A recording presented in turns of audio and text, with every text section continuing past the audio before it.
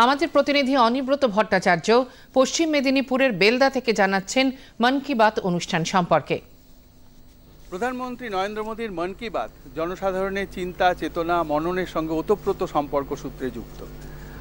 প্রধানমন্ত্রীর মন কি বাত দেখার জন্য সাধারণ মানুষ উদ্গ্রীব হয়ে থাকেন এবং তাদের মননের ওপরে একটা গভীর প্রভাব বিস্তার করে। আমরা আজকে এসেছি পশ্চিম মেদিনীপুরের কলাবনীতে। সেখানে আমরা দেখতে পাচ্ছি বহু মানুষ এখানে ভিড় করেছিলেন প্রধানমন্ত্রীর মন কি বাত শোনার জন্য। আমাদের সঙ্গে রয়েছেন মেদিনীপুরের সাংসদ দিলীপ ঘোষ।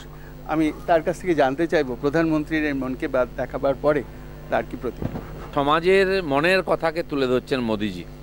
যেভাবে আমরা দেখলাম মহিলা সশক্তিকরণের জন্য দ্রোণ দিদির অনুষ্ঠান দিয়ে উনি শুরু করলেন এবং গ্রামে গঞ্জে একেবারে সমাজের পিছিয়ে থাকা অংশের মধ্যে মানুষ যেভাবে নিজের প্রচেষ্টা এগিয়ে যাওয়ার চেষ্টা করছে তাকে প্রোৎসাহন দিয়ে উদাহরণ হিসাবে দেশের সামনে তুলে ধরছেন মোদিজি এই মন কি বাতের মাধ্যমে।